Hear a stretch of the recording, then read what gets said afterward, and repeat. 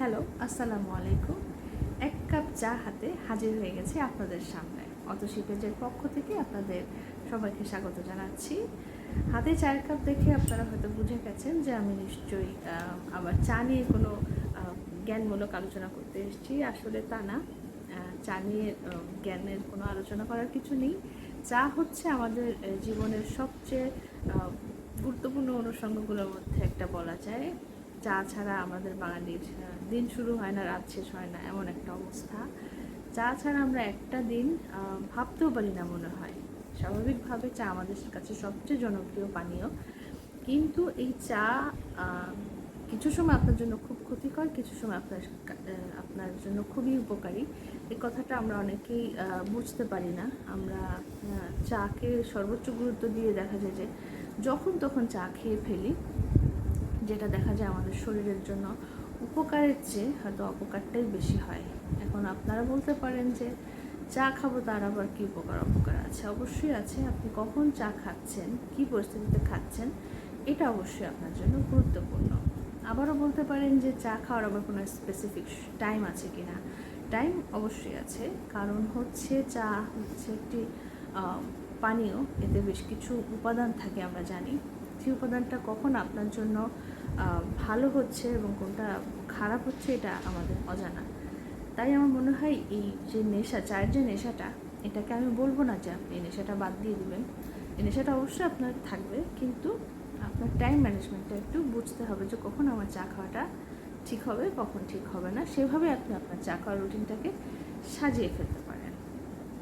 তো আমরা যখন যে কোনো কাজ শুরু করি, পড়াশোনা কিংবা চাকরি, অফিস যাই করি না কেন, এক কাপ চা বা কফি যদি ধরি, চা কিংবা কফি খেয়ে যদি দিনটা শুরু করি বা কাজটা শুরু করি, আমাদের ভিতরে একটা চনমনে ভাব আসে। স্বাভাবিকভাবে আমরা খুব রিফ্রেশড হয়ে একটা রিফ্রেশিং মুডে কাজটা শুরু করতে পারি।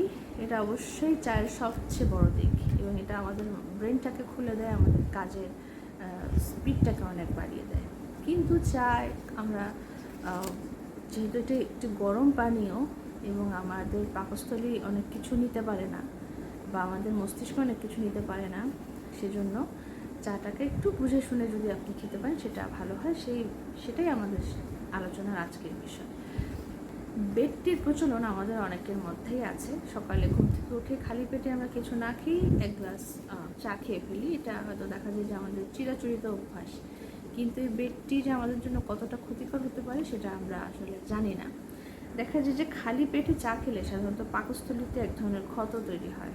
এটা অবশ্যই বুঝে শুনে, এই জন্য সকালে উঠেই কফি বা চা খেয়ে ফেলতে হয় না। এটা আপনার পাকস্থলীর জন্য খুবই অপকারী। এছাড়া খাওয়ার পরপরই আবার চা খাওয়াটাও উচিত না। এটা দেখা যায় পাকস্থলীতে থাকা খাবার এবং বিভিন্ন ধরনের অ্যাসিড খাদ্যনালীর দিকে উঠে আসে, এবং এর ফলে দেখা যায় যে আমাদের বুকে বিভিন্ন জ্বালাপোড়া করে, যেটাকে আমরা অ্যাসিডিটি বলি। অ্যাসিডিটির মতো একটা অনুভূতি হয়, কখনো কখনো বমি বমি একটা ভাব চলে আসে, যেটা আপনি লাল চা কিংবা দুধ চা যাই খান না কেন। এছাড়া দেখা যায় যে চা সকালের যে বেডটি কিংবা খাওয়ার পরপরই আমরা যে চাটা খাই, এটা খাওয়ার ফলে খাবারের পুষ্টি উপাদানেরা শুষে নেয়, ফলে আপনার শরীরে পুষ্টি ঘাটতি কিংবা বদহজমের মতো সমস্যা হতে পারে। তাহলে আপনারা প্রশ্ন করতে পারেন, তাহলে আমি চাটা কখন খাবো? এর অবশ্যই সময় আছে। আপনি খাওয়ার অন্তত 1 ঘন্টা পর যদি চা খান, দেখবেন যে এটা আপনার শরীরের সমস্ত ভারসাম্য রক্ষা করছে এবং এতে কোনো ক্ষতির সম্ভাবনা দেখেন না বিশেষজ্ঞরা। এছাড়া দিনে কতটা চা খাবো, এটা নিয়ে অনেকে অনেক প্রশ্ন করেন বা অনেকে জিজ্ঞাসা থাকে।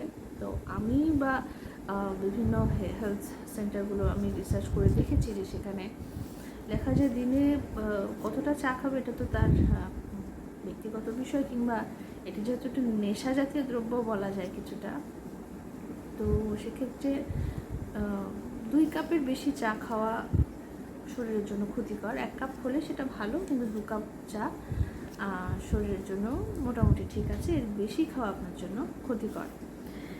এছাড়া যদি আরেকটা বিষয় বলি যে চায়ে সবসময় চিনিটা এড়িয়ে যাওয়া ভালো। চিনি যত কম খাওয়া যায়, সেটা শরীরের জন্য কতটা ভালো সেটা আমরা সবাই জানি। চিনি, এই জন্য চা বা চিনি ছাড়া অচল অনেকের কাছে। সেক্ষেত্রে আপনি চিনিটাকে এড়িয়ে চলবে, কিংবা খেলেও খুবই সামান্য পরিমাণে চিনি। এছাড়া আপনাদের যদি কারো ডায়াবেটিসের সমস্যা থাকে সেক্ষেত্রে অবশ্যই কৃত্রিম চিনি ব্যবহার করতে বলা হয়ে থাকে। এছাড়া আরেকটা বিষয় যেটা আছে যে আমরা যে দেখা যায় যে যারা খুব গাঢ় লিকার খেতে পছন্দ করি তাদের জন্য বলা হয়ে থাকে যে লিকার যতটা কম দেওয়া যায় এবং ঘন মশলা দেওয়া কিছু চা আমরা নিয়মিত খাই, এটার জন্য শরীরে পেটে প্রচণ্ড অ্যাসিডিটির তৈরি হয়, যে কারণে আমরা দেখা যায় যে ক্ষুধামন্দা কিংবা বদহজমের মতো সমস্যাগুলো প্রায়শই দেখা যায়। এটা যে চার কারণে হচ্ছে এটা আমরা আসলে বুঝতে পারি না। এছাড়া একটা বিষয় যেটা আমি বললাম একটু আগে, যে চা আমাদের ক্ষুধা নষ্ট করে, এটা অবশ্যই আমি নিজের ক্ষেত্রেও দেখেছি। কারণ হচ্ছে দেখা যায় যে যখন আমরা বাইরে কোনো কাজে ব্যস্ত থাকি কিংবা হাতে সময় থাকে না, আমরা দুপুর বা সকালের খাবারের সময় দেখা যায় চা খেয়ে ফেলি যাতে ক্ষুধা না লাগে। ক্ষুধাটা নিবৃত্ত করার জন্য চা খেয়ে ক্ষুধাটাকে চাপা দিয়ে রাখি। তখনই বোঝা যায় যে চা আমাদের ক্ষুধাটাকে নষ্ট করে, আমাদের পাকস্থলীটাকে ভরিয়ে দেয়, যার ফলে আমাদের আর কিছুক্ষণের জন্য খাবারের কোনো রুচি থাকে না। এই কারণে আপনার স্বাভাবিক পুষ্টির চাহিদা থেকে আপনি বঞ্চিত হচ্ছেন এবং আপনার শরীরের ভারসাম্যটাও অনেকাংশেই নষ্ট হচ্ছে এই অসময়ে চা খাওয়ার কারণে। এছাড়া চায়ের ক্ষতি নিয়ে যদি আমরা আলোচনা করতে যাই, তারা অবশ্যই যারা প্রথমেই যেটা বলা উচিত, যারা ওষুধ খান, বিভিন্ন অসুখে ভুগছেন, বিভিন্ন ওষুধ খেতে হয় আপনাদের নিয়মিত, তারা চাটা খুব বুঝে শুনে খাবেন। কারণ দেখা যায় চা গরম এবং এতে বিভিন্ন ধরনের উপাদান থাকে, ক্যাফেইন থাকে, যে কারণে হচ্ছে ওষুধ খাওয়ার আশেপাশের সময় যদি আপনি চাটা খান, ওষুধের কার্যকারিতা কিন্তু অনেকাংশে নষ্ট হয়ে যায়। যেমন ওষুধ খাওয়ার সাথে সাথে চা খাওয়া উচিত না, আবার ওষুধ খাওয়ার কিছুক্ষণ আগেও চা খাওয়া উচিত না। আপনি এটা অবশ্যই বুঝে শুনে খাবেন। এছাড়া যেটা দেখা যায় যে রাতের বেলায় চা না খাওয়াটাই ভালো। অনেকে যে রাতে খাবারের পর কিংবা ঘুমানোর কিছুক্ষণ আগে চা খান, এতে কিন্তু আমাদের ঘুমে কিছুটা হলেও ব্যাঘাত ঘটে, এটা হয়তো আমরা বুঝি না। সেক্ষেত্রে আপনার চাটা সন্ধ্যা অবধি ঠিক আছে, আপনি সন্ধ্যার চাটা আপনার জন্য ঠিক আছে, কিন্তু রাতের বেলা রাত 9টা থেকে 10টার পরে চা খাওয়াটা শরীরের জন্য বেশ অপকারী। এছাড়া আমরা জানি যে চা শরীরের আর্দ্রতা শুষে নেয়, এর ফলে দেখা যায় আমাদের কোষ্ঠকাঠিন্যের সমস্যা দেখা দেয়।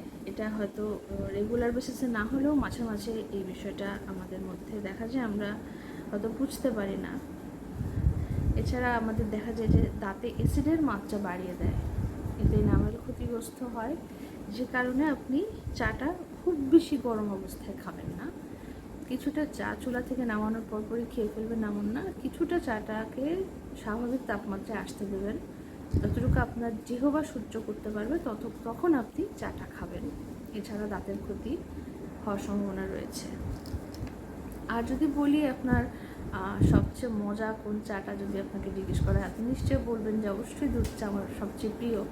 কিন্তু দুধ চা এড়িয়ে যাওয়া ভালো, কিন্তু এই দুধটা আপনার মিশছে হচ্ছে চা পাতার সঙ্গে, চিনির সঙ্গে, এটা একটি অন্যরকম বিক্রিয়া করতে পারে আপনার শরীরে, আপনার শরীর সেটা নাও নিতে পারে। সেক্ষেত্রে আমি বলবো, নিষেধ করব না, আমি বলবো দুধ চা এড়িয়ে যাওয়া ভালো। মাঝে মাঝে শখের খাতিরে আপনি খেতেই পারেন, যেটা অবশ্যই গ্রহণযোগ্য, কিন্তু মাঝে মাঝে খেলে ঠিক আছে, কিন্তু সবসময়ের জন্য দুধ চা এড়িয়ে যাওয়া ভালো। সেক্ষেত্রে লাল চাকে প্রেফার করা হয়, লাল চার সাথে কিছুটা লেবু কিংবা আদা। আবার যাদের অ্যাসিডিটি আছে তারা এটা একটু মেনটেন করে চলবে। এছাড়া চা খাওয়ার ক্ষেত্রে গ্রিন টি এবং তুলসী চা হাই রেকমেন্ডেড, সবখানেই বলা হয় তুলসী চা এবং গ্রিন টি সবার জন্য, সব বয়সীদের জন্য অনেক উপকারী একটা চা। আর যদি ভেষজ চার কথা বলি, এটা বিভিন্ন ঘরে থাকা বিভিন্ন মশলা দিয়ে, গরম মশলা হতে পারে কিংবা অন্যান্য মশলা দিয়ে যে ভেষজ চাটা তৈরি করা হয়, সেটা আমাদের জন্য বেশ উপকারী। কিন্তু আপনাকে সেটা বুঝে নিতে হবে আপনার শারীরিক অন্য কোনো সমস্যা আছে কি না, কিংবা আপনার এতে কোনো পার্শ্ব প্রতিক্রিয়া হচ্ছে কি না। চায়ে থাকার যে ক্যাফেইন, চা বা কফিতে থাকা প্রধান যে উপাদান যে ক্যাফেইনটা, সেটা মূলত শরীরের সবার শরীরের জন্য উপযুক্ত না, অনেকের জন্য এটা ক্ষতির পরিমাণই বাড়িয়ে দেয়। সেক্ষেত্রে চা খাওয়ার বিষয়ে আপনাদের সবাইকে একটু আমার মনে হয় এখন সচেতন হওয়া দরকার। চা একটি অতি অনুষঙ্গ অতি প্রিয় পানীয় আমাদের, সেখানে আমি আপনাদেরকে যে চা খাওয়া থেকে প্রতিহত করতে চাচ্ছি ব্যাপারটা তা না। চা খাবেন অবশ্যই, এবং চায়ের সঙ্গে সবসময় ভাজা পোড়াটা এড়িয়ে চলবেন, এবং সময় বুঝে পরিস্থিতি বুঝে আপনার চাটাকে মজা করে আয়েশ করে খেতে হবে।